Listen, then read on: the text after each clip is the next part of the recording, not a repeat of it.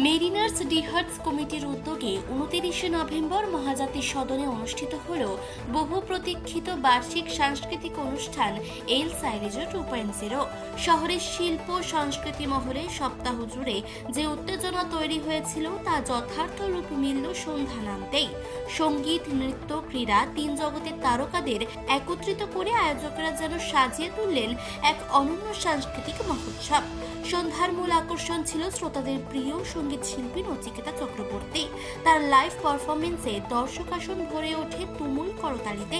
সঙ্গে ছিলেন সিনেমা ও টেলিভিশনের জনপ্রিয় কণ্ঠশিল্পী অভিক মুখার্জি এবং জি বাংলা ডান্স সিজন 11-এর উজ্জ্বল ফাইনালিস্ট সৌভিক দে, যিনি নৃত্যের উচ্ছ্বাসে মঞ্চ মাতিয়ে দেন। পুরো অনুষ্ঠানটির সুশৃঙ্খল সঞ্চালনায় ছিলেন জনপ্রিয় আরজে নীলাঞ্জন, যিনি তার স্বভাব সুলভ রসিকতায় দর্শকদের বরাবর মুগ্ধ করেন। এদিন প্রধান অতিথি হিসেবে উপস্থিত ছিলেন মোহনবাগান এসি সভাপতি দেবাশিস দত্ত এবং নির্বাহী কমিটির সদস্যরা। চলুন দেখে নেব বিস্তারিত। মানে আমরা যেমন প্রেস মিটে আগে বলেছিলাম, মেরিনার্স ডিহার্টসের এটা সেকেন্ড অ্যানুয়াল প্রোগ্রাম। মানে ফার্স্টবারে তো প্রথমবারে যেটা হয়েছিল মানে ছোট করে হয়েছিল আমাদের, এটা মানে বিরাট প্রোগ্রাম একটা। আমাদের কোনো ভুল ত্রুটি হলে মাফ করে দেবেন, কিন্তু সবাই খুব খুশি আমরা যে আমরা যাদেরকে ইনভাইট করেছিলাম সবাই এসছে আমাদের। যাদেরকে আপনারা ইনভাইট করেছেন আজকে এখনো কারা কারা এসেছে? আমাদের এখন সন্দীপন দা, তারপরে বাবুন ব্যানার্জি, কুণাল সাহা, আপনার প্রবীর দাস, আর সব থেকে বড় অ্যাচিভমেন্ট যেটা আজ ব্যারেটো আমাদের প্রোগ্রামে এসছে। এবং আপনাদের সাংস্কৃতিক অনুষ্ঠানে কি নচিকেতা বাবু আপনি চলে এসেছেন? হ্যাঁ, আমাদের সাংস্কৃতিক অনুষ্ঠানে আপনার প্রথমে যেমন আমাদের ছিল জি ডান্স বাংলা ডান্সের সৌভিক, ওর প্রোগ্রাম শেষ। এবার আমাদের প্রোগ্রাম যেটা হচ্ছে সেটা অভিক এখন আছে স্টেজে।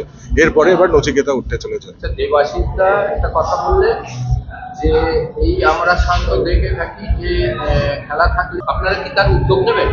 উদ্যোগ অলরেডি আমরা নিয়েছি, এবং তার সবথেকে বড় প্রমাণ যদি দেখতে চান, এই কোভিড পিরিয়ডের পর থেকে কিন্তু দেখবেন মাঠে প্রচুর মহিলা সমর্থক বাড়ছে। আগে ফুটবলটা এমন একটা কালচারে ছিল যেখানে কোনো মহিলা সমর্থককে দেখা যেত না, কোনো মহিলা সমর্থককে আমরা মাঠেই দেখতে পেতাম না।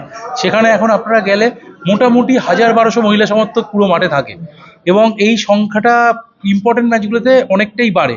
তো এই উদ্যোগটা কিন্তু নেওয়া হয়েছে। আমি বলবো না যে জিনিসটা অমিট হয়ে গেছে, কেউ দেয় না, হয়, কারণ যে কালচারটা চলে আসছে সেই কালচারটা একদিনে যাবে না। অনেক ফ্যান ক্লাব এটা চেষ্টা করছে, এবং হয়তো যেতে যেতে একদিন আস্তে আস্তে চলে যাবে। সত্যি মাঠে লড়াইটা, মাঠে ওই 90 মিনিট থাকাটাই ভালো। 90 মিনিটের বাইরে মানে আমরা কিন্তু সবাই বন্ধু, আমার প্রচুর ইস্ট বেঙ্গলের বন্ধু আছে, প্রচুর।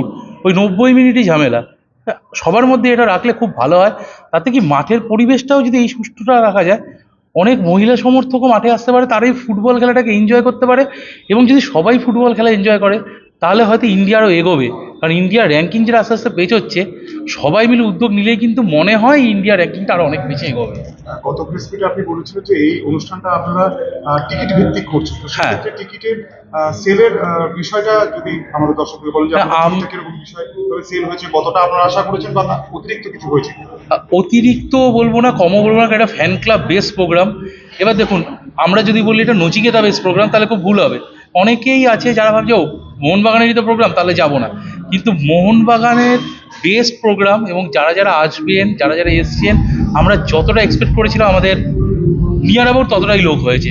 আমরা 500 জন মতো এক্সপেক্ট করেছিলাম, আমাদের সেটা যদিও ছাড়িয়েছে, বাট নিয়ার অ্যাবাউট ভালো হয়েছে। আমাদের গ্যাদারিংটা খুবই ভালো হয়েছে। আমাদের মেম্বার হচ্ছে 350 থেকে 400, মানে কিছু পেড আনপেড, এক্স্যাক্ট ধরলে 376 জন। মোহনবাগান ক্লাবের আপনার শুভ নাম এবং আপনি কোন পদে অধিকারী? আমি মেরিনার্স ডিহার্টসের সেক্রেটারি, আমার নাম অভিষেক মজুমদার। দারুণ লাগছে। আমি শুধু একটা জিনিস মনে করি, সামনেই আমার বাড়ির এত বড় একটা অনুষ্ঠান, তার আগে আমার মোহনবাগান ফ্যান্সের তরফ থেকে এবং মেরিনার হার্টসের তরফ থেকে যেই প্রোগ্রামটা করেছে, এই প্রোগ্রামটাকে সাফল্যমণ্ডিত করবার জন্যে এখানে প্রীতম কোটাল এসছে, এখানে ব্যারেটো এসছে, এখানে দেবাশিস দত্ত এসছে, এখানে নচিকেতা এসছে, এখানে বাবুন ব্যানার্জি এসছে। এখানে এইভাবেই যে প্রোগ্রামের একটা চাঁদের হাট বসিয়ে দিয়েছে, সেটা মেরিনার্সরাই পারে। তাই মেরিনার্সদের আমি ধন্যবাদ, অভিনন্দন জানাবো যে সারাক্ষণ যে 90 মিনিট খেলা যখন হয়, তখন মেরিনার্স কাউকে চিন্তা করে না, তখন জয় মোহনবাগান আর মোহনবাগান জেতার জন্যেই চিন্তা ভাবনা করে। আজকে আমি এই জার্সিটা হয়তো হলুদ পরে এসেছি, কিন্তু আমার উত্তরীয়টা কিন্তু সবুজ বেরোবে, এটা মাথায় রাখতে হবে। Thank you. আমার মোহনবাগান নামটার আমি একটা কথা বলি, কোনোদিন আয়নার সামনে দাঁড়িয়ে নিজে একা বলবেন আমি মোহনবাগানি, দেখবেন আপনার গায়ে কাঁটা দেবে। তো এই যে মোহনবাগানটাকে আপনারাই তুলে ধরেছেন, সমর্থকদের জন্যই কিন্তু মোহনবাগান, কোনো সভাপতি সচিবের জন্য মোহনবাগান হয়নি।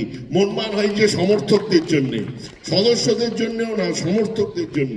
কিন্তু আপনারাই পারবেন এই মানসিকতার পরিবর্তন আনতে। দয়া করে ওই ধরনের গালাগালি বন্ধ করবেন, তাতে মোহনবাগানের ভালো হয় না, খারাপ হয়। কিছু মনে করবেন না। কলকাতা মহাজাতি সদন থেকে মানসী বসুর রিপোর্ট, চেতনা বার্তা, জেগে থাকে, জাগিয়ে রাখে।